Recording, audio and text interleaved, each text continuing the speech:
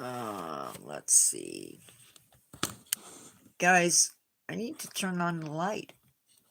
Maybe. You know what? Maybe not. Maybe it's light enough I don't need it. Hello. We have some stuff. Oh, Carol. I'm gonna wait just a second to see if anybody else comes in.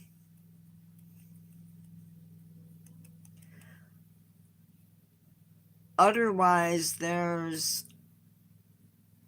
no sense in trying to double up on information when you've already seen it.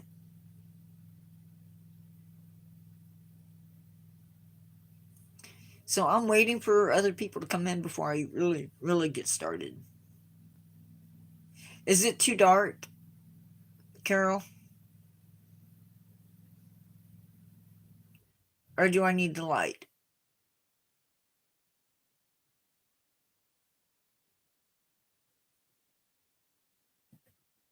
Okay. Cool beans.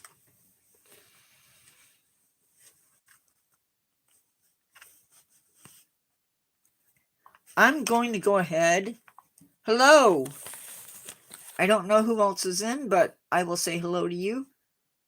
Before we get, so let me go into the thing.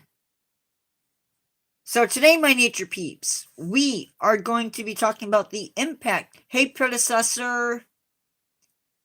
Without all of the nitty gritty and revealing of information that you may not want out there, I am really sorry. I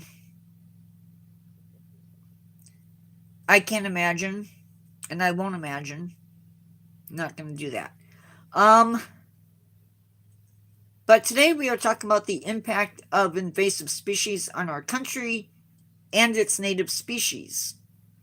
And I'm glad predecessor is here because I think it was you that gave me the idea to do this one in the first place. Also, before I move any further, I want to say, on behalf of my team and I, that my heart goes out to the people of Trinidad and Tobago, hopefully I pronounced that right, and all of the other countries that have been impacted so far by Hurricane Beryl. Much love to the people, their families, and the countries. And I know there's more countries to be hit, so my heart goes out to everybody and all of the leaders and countries that will be impacted. Much love to you. With that being said, we are going to be talking about... Oh, wait. From competing with native species to costing us billions or millions of dollars, we are going to be talking about invasive species that are a pain in the butt, without spending a lot of time talking about the actual invasive, or trying not to spend a lot of time talking about it. But before I get in today's live, we have a bunch of things that I want to talk about.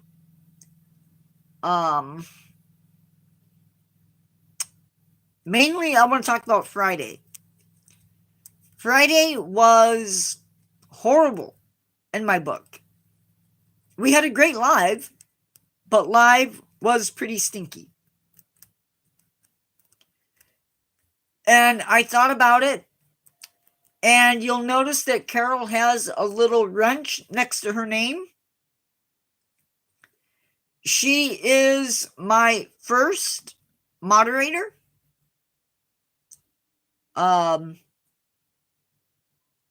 Treat her with respect.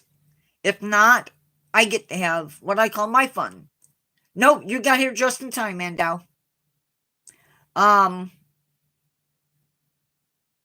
So Carol is my moderator.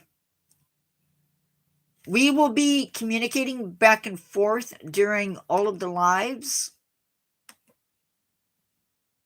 So if there are issues, we can deal with it. And I'm very thankful for her stepping up. I don't even think she thought about it any. Yeah, it was so bad that I felt the need to have an extra pair of eyes. Second, in relation to the events that took place on Friday, if you come into my live and you're doing nothing but being a jerk and you're bothering me and the rest of the chatters, you will be asked to stop. If you do not stop, you will be placed into a timeout. And if you come back from that timeout and you still can't behave after that, you will be put into another timeout, or you may find that your account has been reported. And quite possibly not just once, but twice. I will not tolerate what took place Friday in my live. Now or any other time. Know that I cannot tell ages of people when they come into my live. I will not ask for ages typically because I feel like it's none of my business. I will not have kids being exposed to anything bad while they are in my live. With that said, let's get into the monthly recaps. And by the way, that guy Friday was reported by me and by Carol both. So I'm not going to open anything up. Okay, June's recap. I was a little slow in June. I only got out 20 videos. 9 shorts only? Wow, that was really bad. 25 live streams and 18 posts. I think so. Carol, was that Chinese alligator? I want to say yes.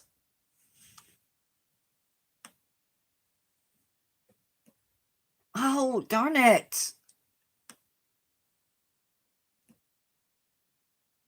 Sorry, guys. My computer, my Chromebook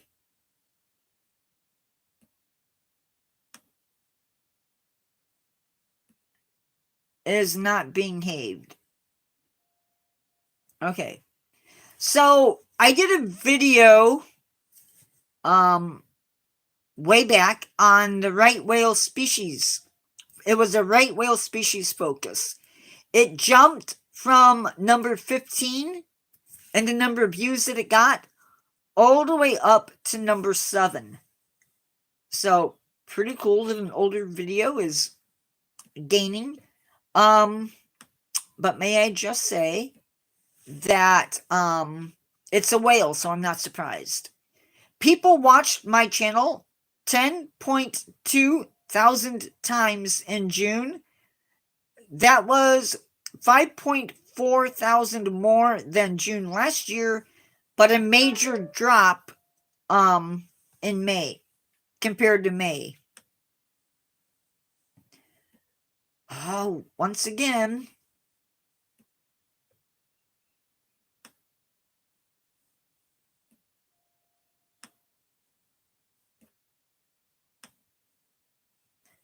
I need to watch these and then write down the information.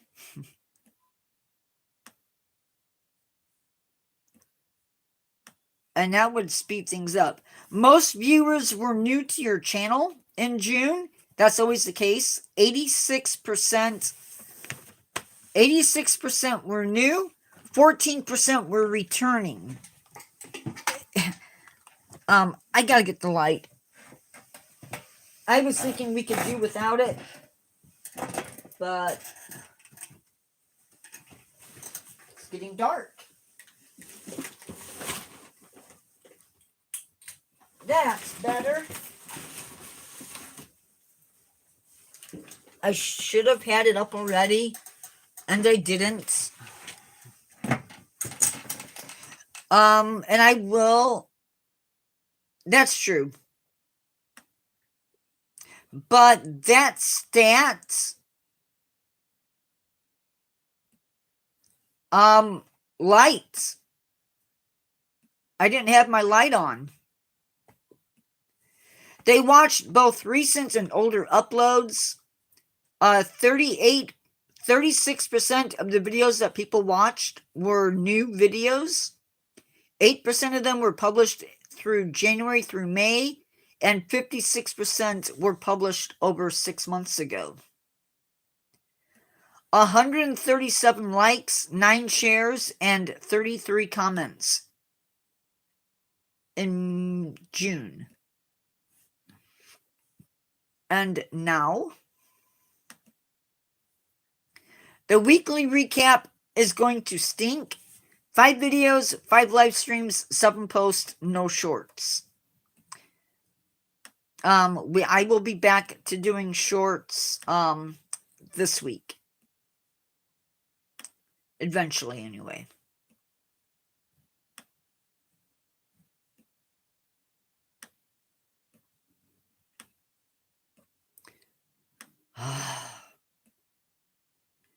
This almost isn't worth it. I'm not going to do the other channel. 1.9 thousand people tuned in, and we got 16 new members in June. So, very cool. Thank you for all the new subscribers. They watched Whale Tales, Organism of the Week, Giant Squid, and Learn to Care, Chinese Alligator. Wow. I'm impressed. People didn't just watch, they reached out. We had 38 likes, 2 shares, and 4 comments. What was your most watched video last week? As if I don't already know. Learn to Care, Chinese Alligator, Whale Tales, or Organism of the Week, Giant Squid. Mandau, it is a running joke that Whale Tales is like the most popular video on my channel. Are we going to do the game today, or are we just going to move on?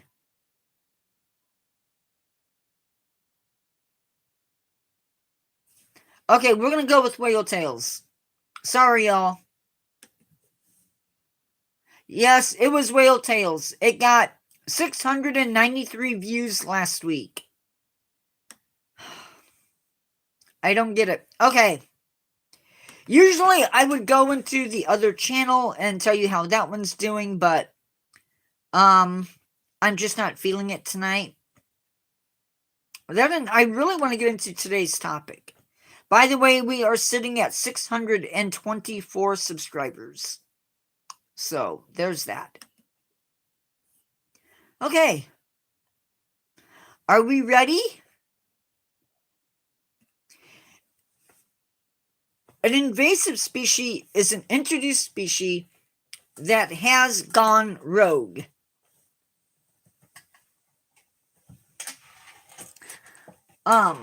So basically,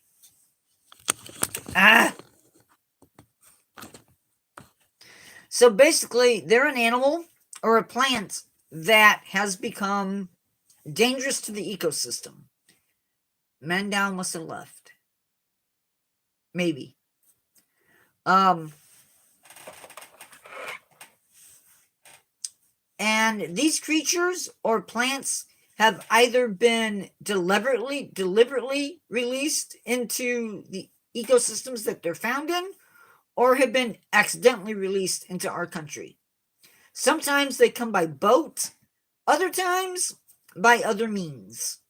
Tonight, we aren't so much concerned about the plants or the animals that not only call our country home, but don't seem to be going anywhere anytime soon.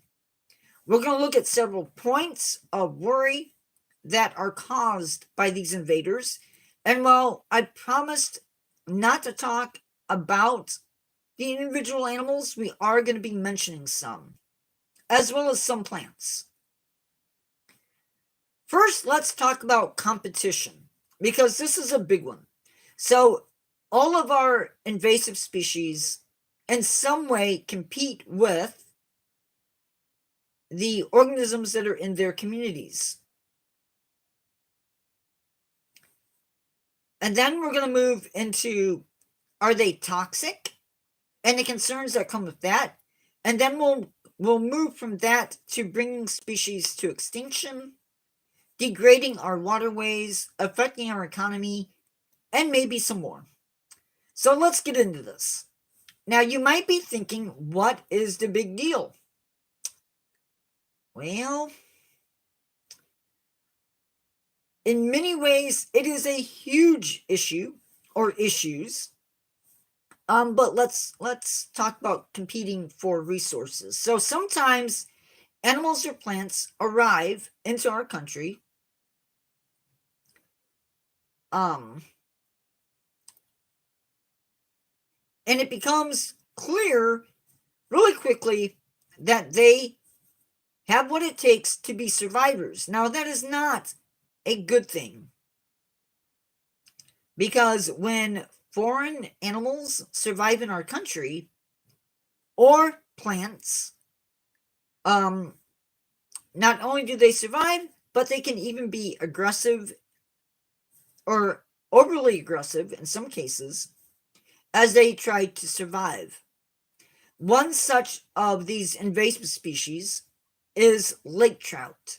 And I know some of you are thinking, how is lake trout an invasive species? Well, it is actually invasive in Yellowstone Park and perhaps in other places as well. Lake trout is native to the Great Lakes. It is not native to Yellowstone Lake. And it was first discovered there in 1994 and has actually led to the decline of populations of cutthroat trout. They not only do they feed on the same things as lake trout, but they actually eat the lake trout. So big problem there. Another great example is kudzu. Now, kudzu, if you don't know, I'm thinking fishermen release them.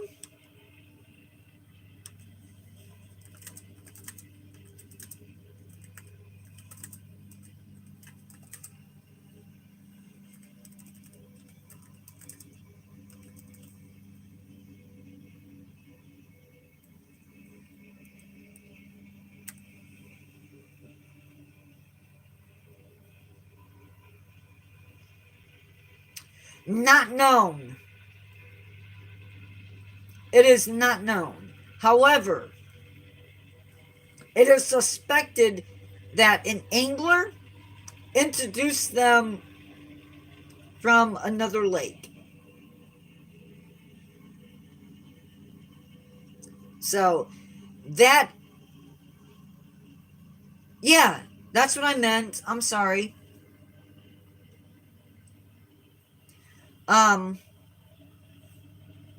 Sorry. Yes, the lake trout fed on the cutthroat trout. Yes. So kudzu is an interesting plant. We brought it in to help with erosion, and it did, by the way. But in the South, it became a monster. Literally, it swallowed things.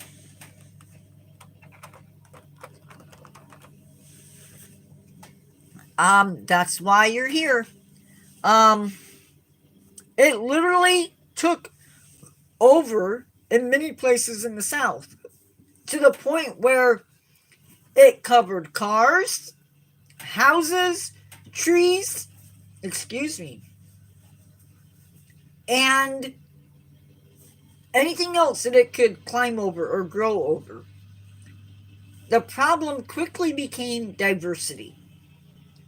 And what am I talking about? Well, where you once had a diverse group of plants, quickly became a monoculture of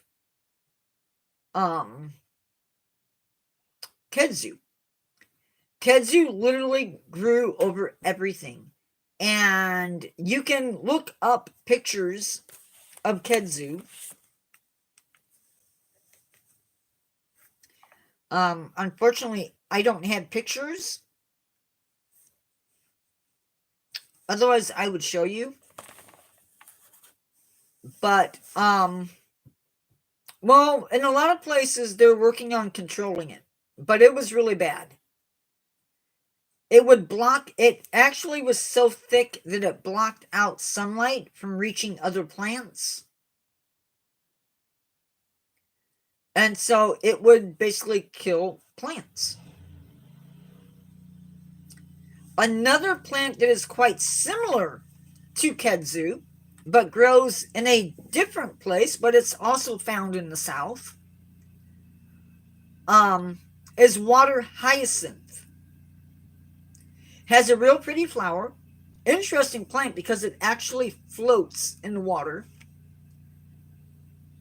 Causes issues.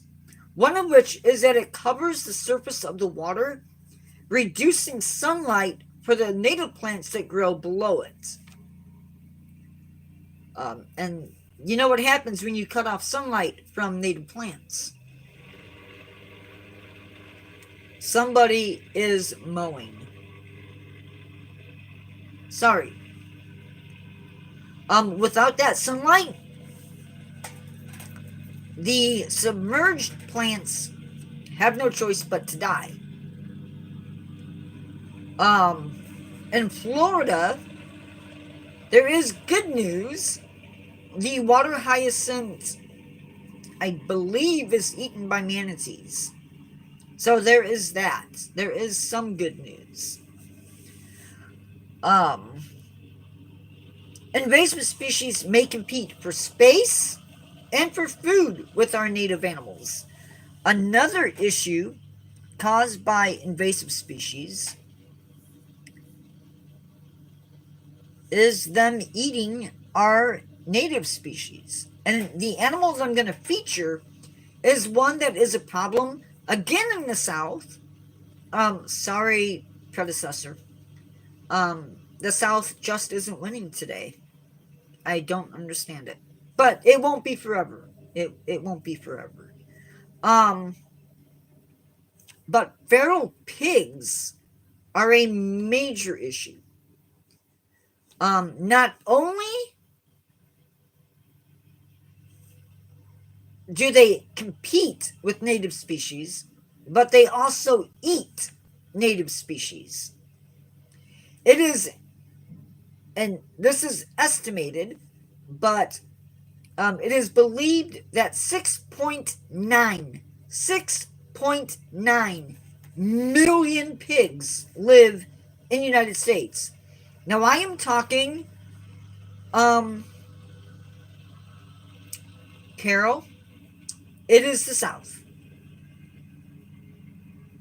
For the benefit of this live, it is the South. It is south of where we live. It's the South. And anybody who claims that it's not, I don't know what to say. So where was I? So feral pigs are a major problem, especially in Texas and other states as well. But they will eat any. No, this is only feral pigs. So it is farm pigs that have escaped. Texas isn't lower.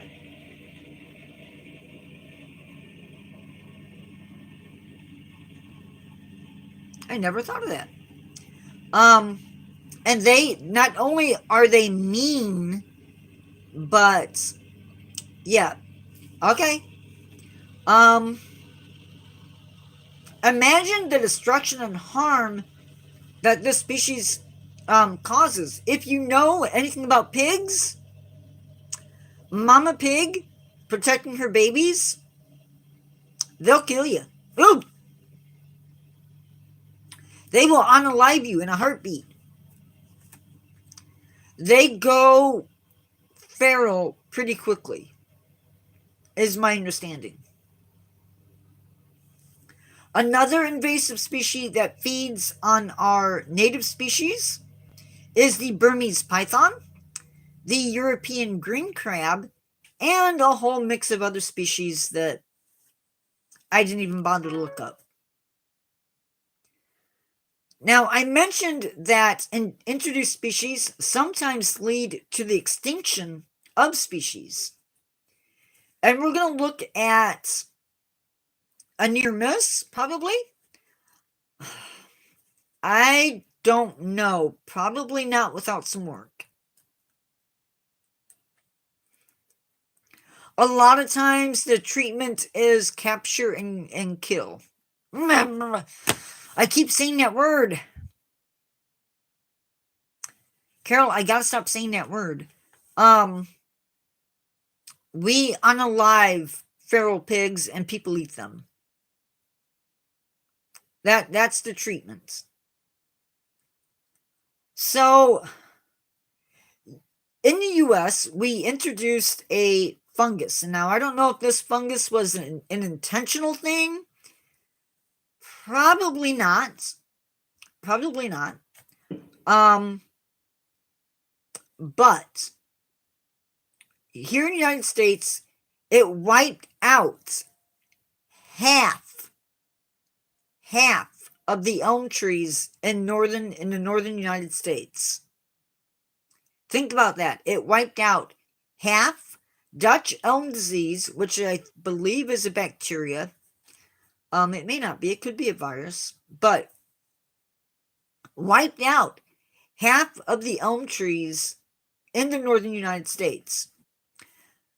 Out of 142 bird species that called Hawaii home, 95 have gone extinct. I will say that again.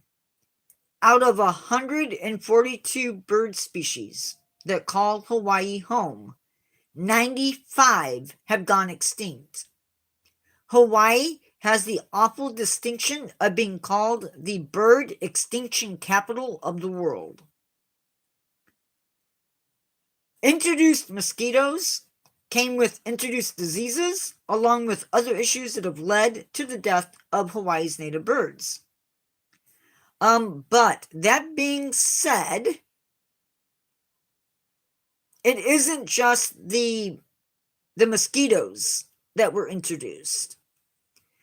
You can imagine, if you will, being on a sailing ship. Now, when I say sailing ship, I mean the old wooden sailing ships. Whenever they came to port, there were certain critters that were always on the ships.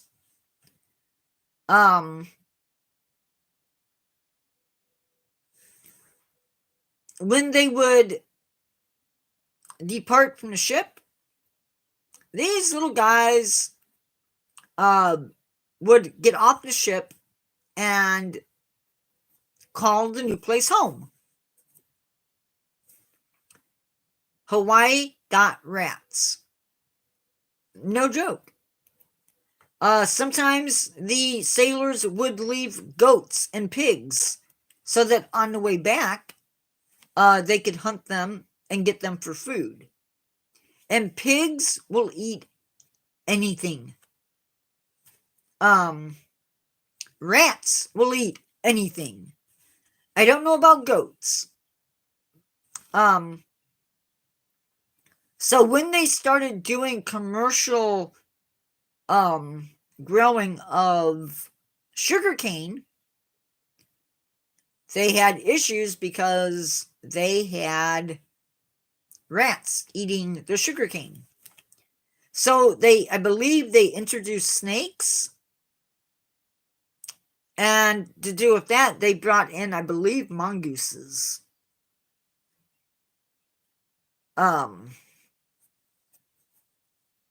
So Hawaii has problems. Rats will eat anything. All of that stuff doesn't help. And yes, Hawaii is very, very, very careful with what comes into the country. But how do you get rid of mosquitoes? It's hard to control that. Introduced mosquitoes have come with introduced diseases, along with other issues that have led to the death of Hawaii's native birds. Introduced mosquitoes, as I mentioned, have brought in, whoops, that did not go as planned.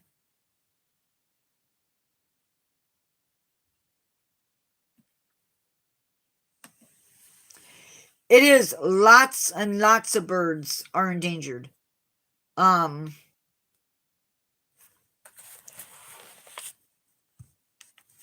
Let's see.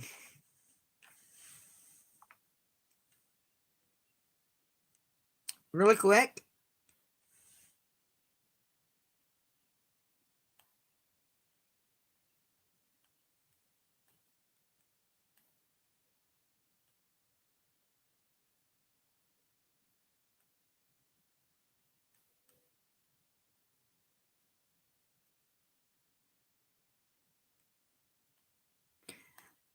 I want to give you an exact number.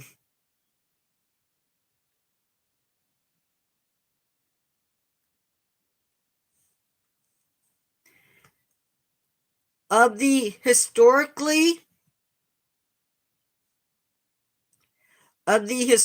documented 71 groups of endemic Hawaiian birds, 23 are now extinct, and 30 of the remaining 48 species and subspecies are now listed as endangered. The nene is the Hawaiian goose. It is their state bird. So 30 of the remaining 48 birds, species, and subspecies that live in Hawaii are endangered or threatened. Many with few or only single populations remaining. So, pretty serious.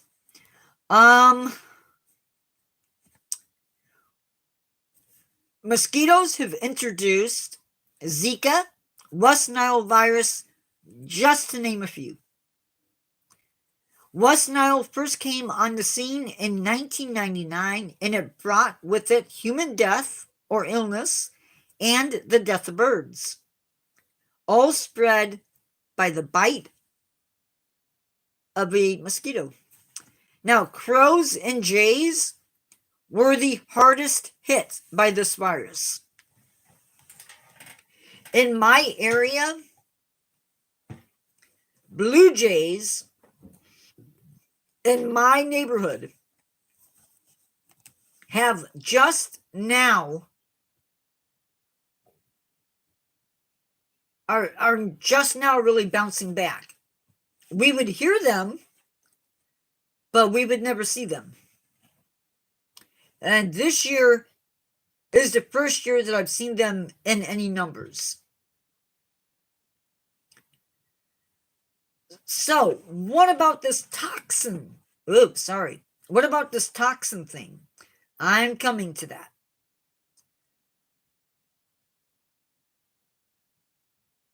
I lost my place. There are cane toads or marine toads in the South.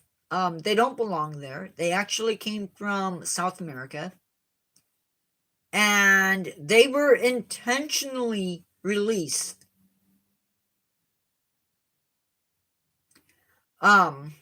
Intentionally released into the South. Now, these toads are a serious problem because they can kill dogs and cats.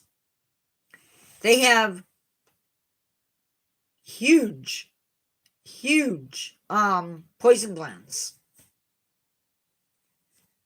Their venom not only can kill dogs and cats, but It's not exactly safe for people either. I have no idea.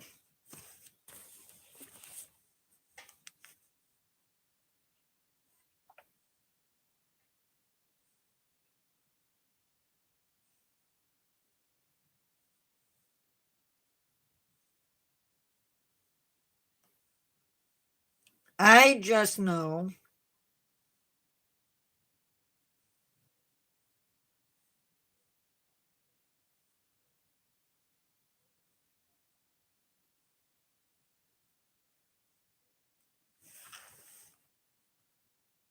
oh, they were brought in the 1930s and 1940s to control sugarcane pest.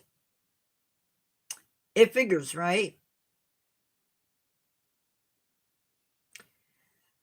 And then in 1950s, a pet importer released 100 cane toads at the airport.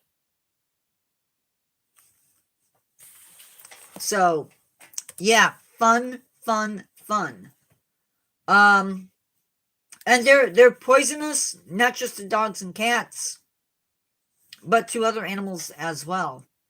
But they aren't the only venomous creature to be introduced. The lionfish, I believe, was an accidental release. It happened during the flooding or one of the hurricanes. I want to say Andrew, but don't hold me to that.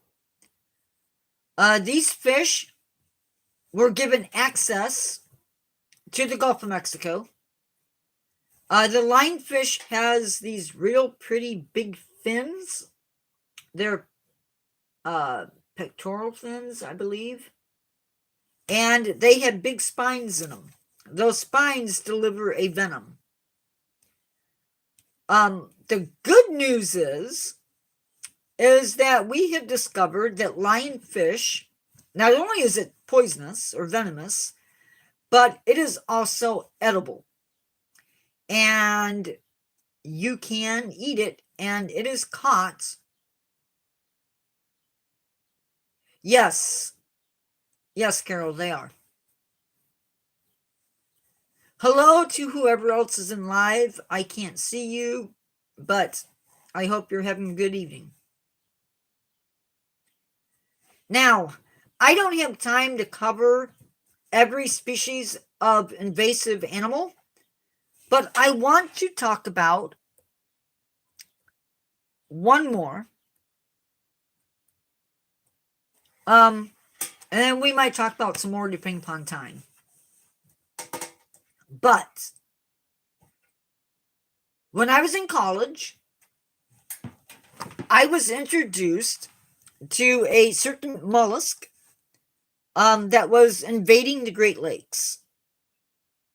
Mind you, that was 20-something years ago. Something like that, anyway. They were a big deal at the time. Really big deal. And that animal is zebra mussel. So zebra mussels, if you've ever seen pictures of an oyster bed and they have all the oysters growing on it and everything, zebra mussels do the same thing. They or barnacles, they will attach to any hard surface. If you don't know, predecessor, the Chicago area or cities along the Great Lakes get their water from the lakes that they live on. So from my area, we get our water from Lake Michigan. Well, the zebra mussels will get to those pipes, those intake pipes, and the larvae find a hard surface and they attach. And they will attach and attach and attach. And eventually they can literally clog those intake valves, those intake pipes. which bring our water to us. Big problem. They will also attach to the shells of native mollusk, and it can actually kill the native mollusk. Now, I mentioned competing with native species. These guys actually filter the food out of the lake, meaning that there isn't enough food for the native species, perhaps. It cost us around, are you ready for this? $500 million a year to deal with these animals. And they're not alone. More than 180 species have been introduced into the Great Lakes. More than 180 species have been introduced into the Great Lakes. However, only 64 of them are considered to be invasive. And I pretty much think that the introduced species into the Great Lakes could be alive all to itself. It's something like 34% of these introduced species are making their impact in the Great Lakes. And our wife, I remember as a kid, we would go and we would walk along Lake Michigan, and there would be all of these dead fish. And it smelled. I mean, going to the lake smells anyway. But it smelled. Lampreys made it into the Great Lakes. If you don't know what a lamprey is, it's like an eel. It has a round mouth that is lined with little teeth. They attach to fish, and they feed on the blood of the fish. One lamprey doesn't usually kill a fish, but I have seen fish that have had 3 or 4 of these fish on them. There is quagga mollusk, quagga mussel, very similar to the zebra mussel. There are carp that have been making their way to the Great Lakes. I don't know if they're in the Great Lakes yet, but it's a problem. So invasive species pose a real risk, not only to human health, but to the health of our ecosystems, our animals. I've covered just a pinch of what's out there. There is a plant, you might have it in Florida, I don't know. It is called Phragmites. It was brought in as a ornamental grass from, I believe, the East Coast. Phragmites. That's what I'm talking about.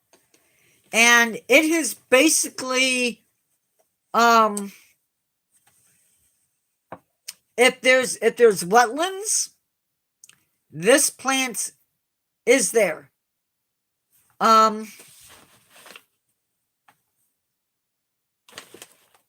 I did at one time, like literally,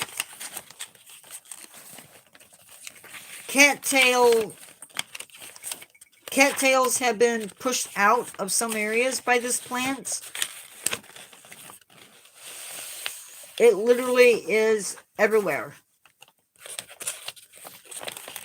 I don't know where my picture is. I guess it's not important. But literally, it is literally just taken over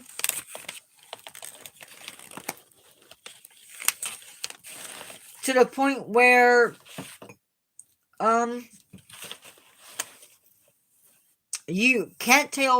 seeing cattail is rare. The problem is this plant is a grass, and so it sends out a rhizome, just like your grass in your yard, and every few feet it'll send up a plant. Well, each one of those plants produces seeds. And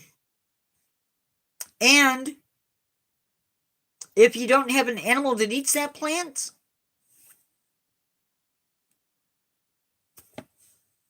you have a big problem.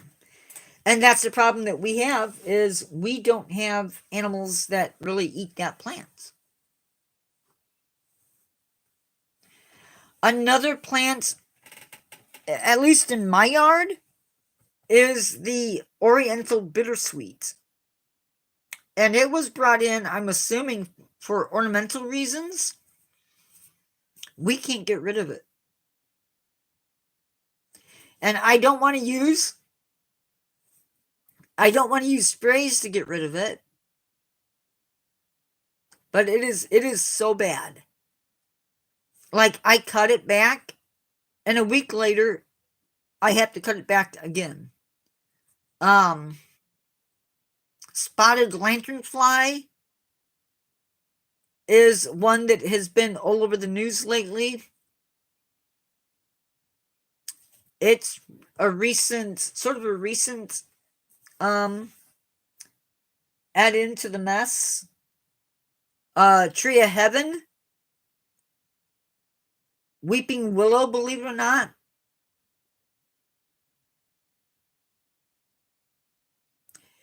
Exactly. And it is that cycle that has played out time and time and time again. Excuse me. Quiet night tonight, Carol. You may not need to have the finger of death. Sorry, I did it again. They won't. Sadly.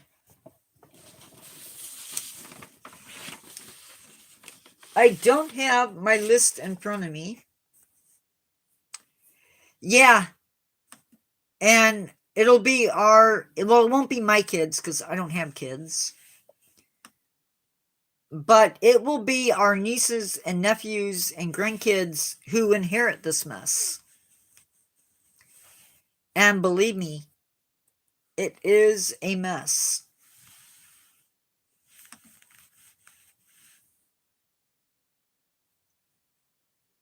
I spend a lot of time looking stuff up. I can tell you, it is a big mess. So that takes care basically of the program end of this live. I am going to mark it as done, if I can figure out where to do that.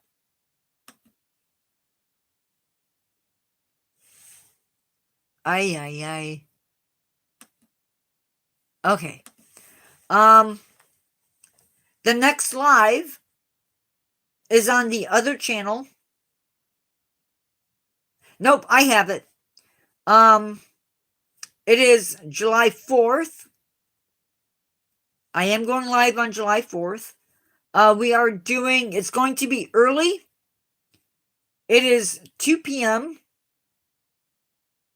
And we are doing trivia. The next live after that is Friday's live. Friday's live, again, is at 7.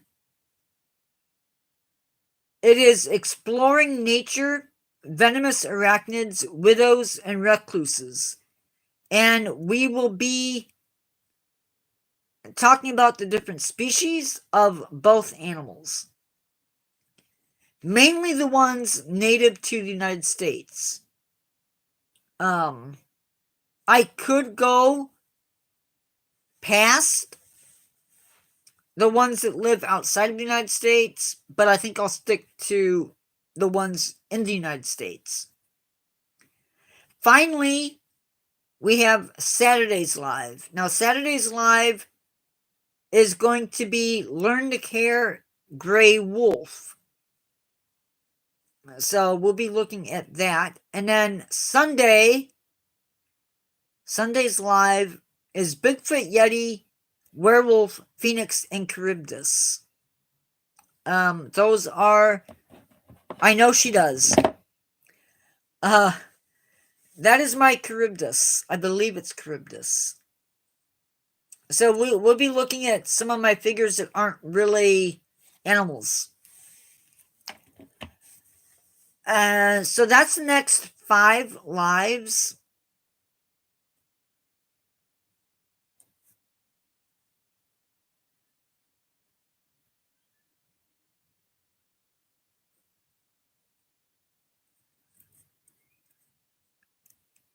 Carol, hold on.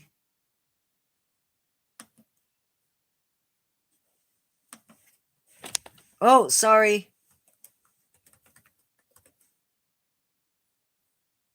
Oops.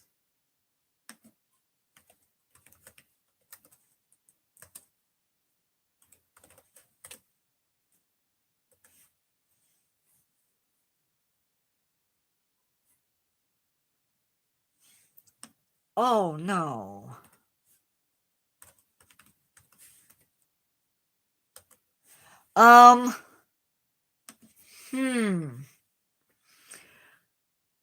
Okay. Carol, I have to make a change to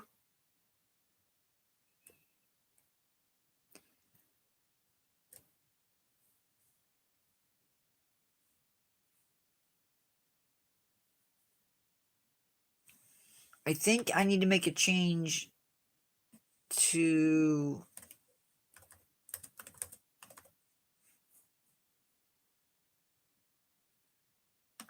I know I talked about it. And you're all like, what is he talking about?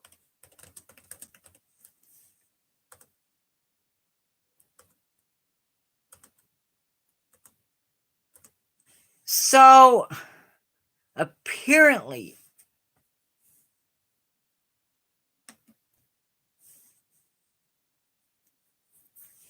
no. July 12th. Are you looking at it?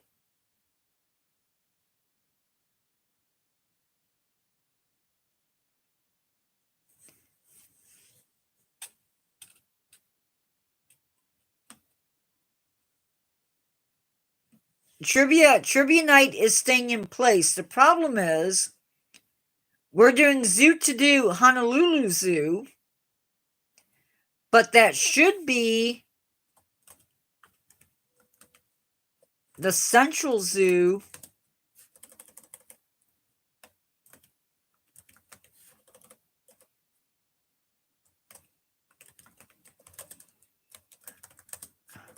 What is going on?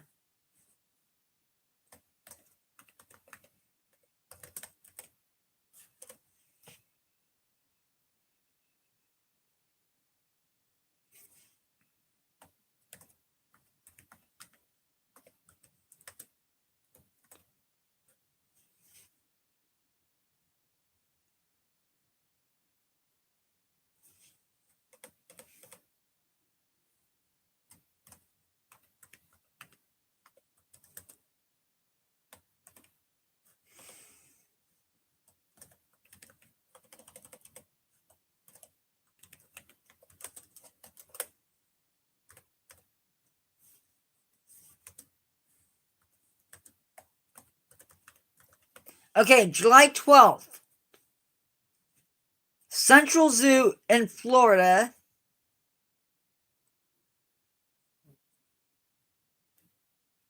July 12th, Central Zoo in Florida. I promised that we would do it after we did Lincoln Park. So I am moving Honolulu Zoo.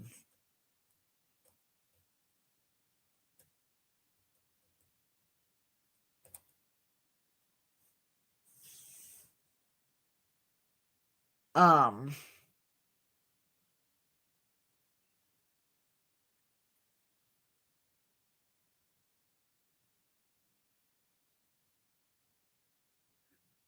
I'm going to take out habitats.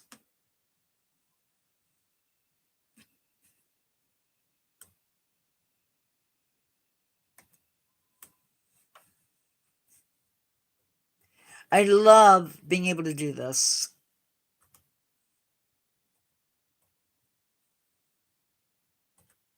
No, no, no.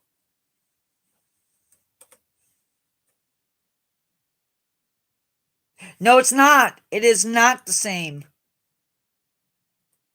It is two different zoos. They're both in Florida, but they're two different zoos. They're in two different cities.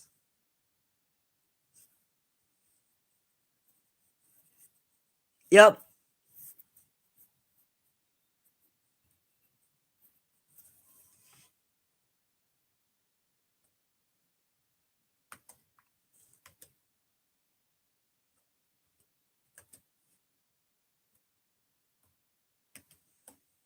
So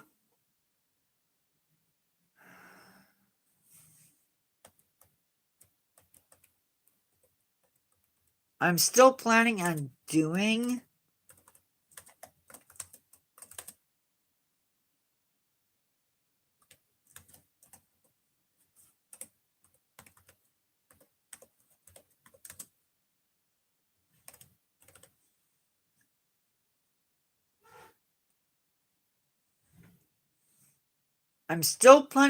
the Honolulu Zoo. It just won't happen as quickly. Oh. Y'all, I am tired and I still have to film tonight. How is everybody doing?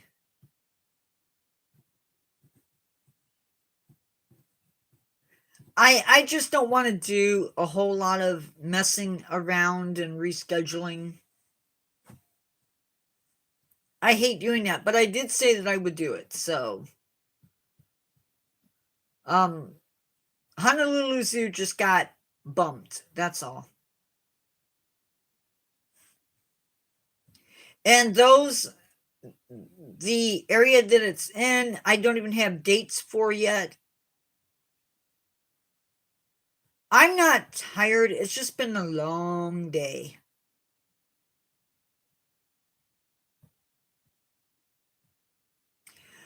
Just a reminder, just as a reminder for everybody, I know we're all busy.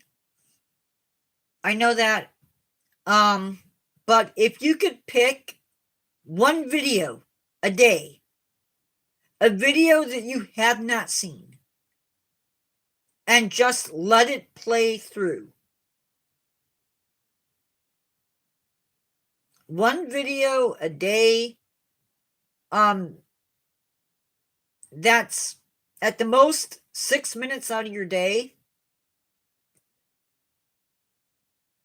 to have it just playing in the background as you're doing stuff. You don't have to really pay attention to it. I hate to say that. I'd like to. But that will help my watch hours. And that, unfortunately, is the stickler.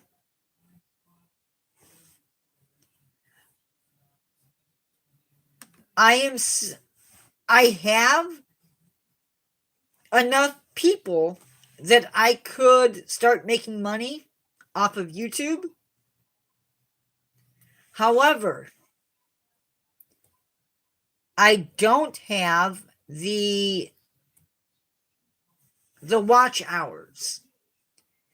I'm at 1,491 public watch hours. I need to be at 3,000. And we are slowly climbing. It goes up a little bit every live. Tuesdays are the slow night. For whatever reason. But we're also reaching the point where school's going to be starting again. And that'll slow things down a little bit. But I just thought I would share that with you. Because it helps me. The last live, Carol, should I make our test run with you live? I'm thinking no. Learn to care. Oh, no. No. It was not Chinese alligator. Wait, yes it was. Was it Chinese alligator or was it Mormon crickets was Saturday? No, Mormon crickets. Yeah, Mormon crickets was Saturday. Learn to care Chinese alligator got 304 views. So pretty cool.